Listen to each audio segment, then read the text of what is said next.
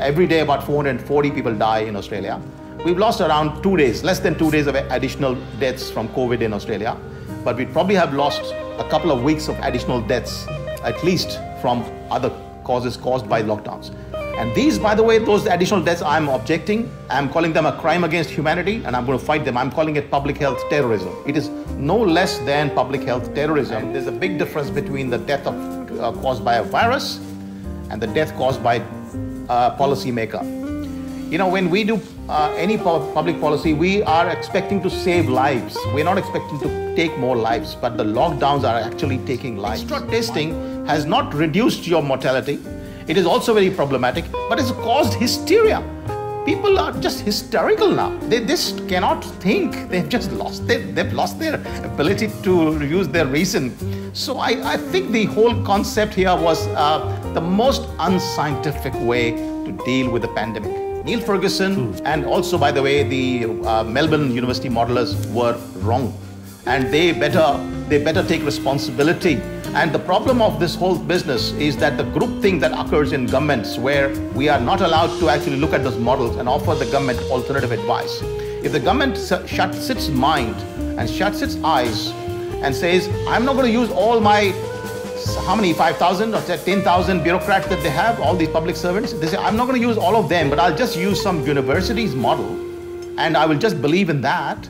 I think they basically wasted all the money on paying us. You know, people who invested in property will lose their faith very badly because they've been bitten very badly. And particularly if you have, 5 or 10 properties, let's say, you're in deep distress because you might not have 2 or 3 for the whole year. There might be no money coming in, and you still have to pay your interest to the bank. The circular system of a functioning economy, which is so beautifully described by Adam Smith and the Hayek, and hundreds of thousands of good economists explain it and study it.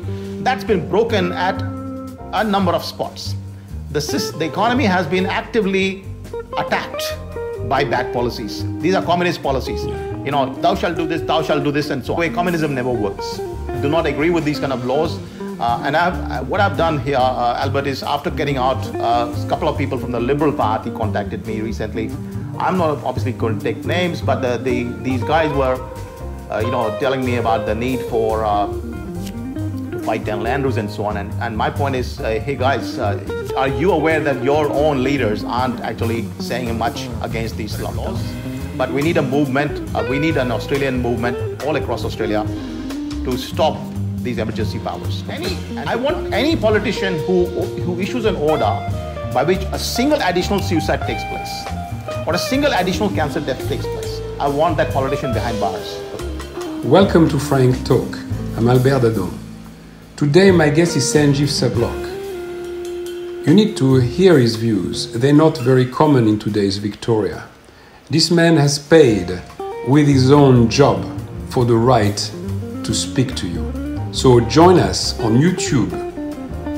Go to the search button and type Frank Talk, Sanjeev Sablok, spelled as it is written on the bottom of the screen. I look forward to seeing you there. You can't afford not to hear those views. I hope you join us.